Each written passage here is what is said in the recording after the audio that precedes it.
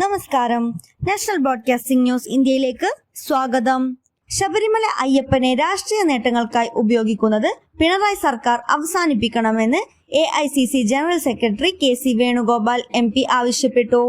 വിശ്വാസ സംരക്ഷണം എന്ന പേരിൽ അയ്യപ്പ സംഗമം സംഘടിപ്പിക്കുന്നത് സർക്കാരിന്റെ കാപട്യമാണെന്ന് ചൂണ്ടിക്കാട്ടി മുഖ്യമന്ത്രിക്ക് നൽകിയ തുറന്ന കത്തിലാണ് KC വേണുഗോപാൽ MP ഇക്കാര്യം ആവശ്യപ്പെട്ടത്.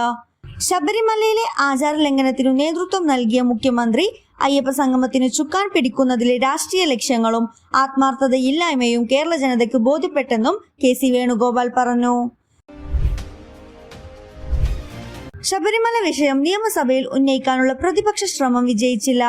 ശ്രീകോവിലിലെ ശില്പം പൊതിഞ്ഞ സ്വർണ്ണപ്പാളി അനുമതിയില്ലാതെ കൊണ്ടുപോയതും സ്വർണ്ണപ്പാളിയുടെ തൂക്കം 4 കിലോയോളം കുറഞ്ഞു എന്ന് കണ്ടെത്തിയത് വിശ്വാസ സമൂഹത്തിൽ കടുത്ത ആശങ്ക ഉണ്ടാക്കി എന്ന് വ്യക്തമാക്കിക്കൊണ്ടാണ് പ്രതിപക്ഷം അടിയന്തര പ്രമേയം അവതരിപ്പിക്കാനും ചർച്ച നടത്താനും അനുമതി ആവശ്യപ്പെട്ടത്. എന്നാൽ സ്പീക്കർ അടിയന്തര പ്രമേയം അനുവദിച്ചില്ല. ഇതിൽ പ്രതിഷേധിച്ച് പ്രതിപക്ഷം സഭയിൽ നിന്ന് വാക്കൌട്ട് നടത്തി.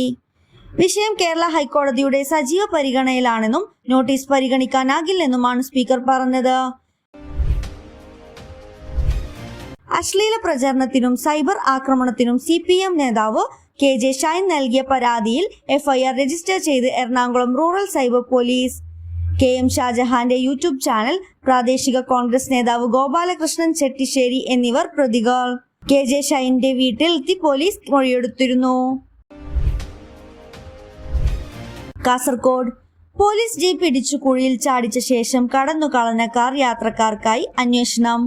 ഇന്നലെ രാത്രിയാണ് ബേഡകം പോലീസ് സ്റ്റേഷനിലെ SI മനോജും സംഘവും സഞ്ചരിച്ച ജീപ്പിൽ 4 തവണ കാർ ഇടിപ്പിച്ചത്. സംഭവത്തിൽ CPO രാഗേഷിന് പരിക്കേറ്റു. കുറ്റിക്കോൽ വെച്ച് വാഹന പരിശോധന നടത്തുന്നതിനിടെ രാത്രി 11 മണിയോടെയാണ് സംഭവം.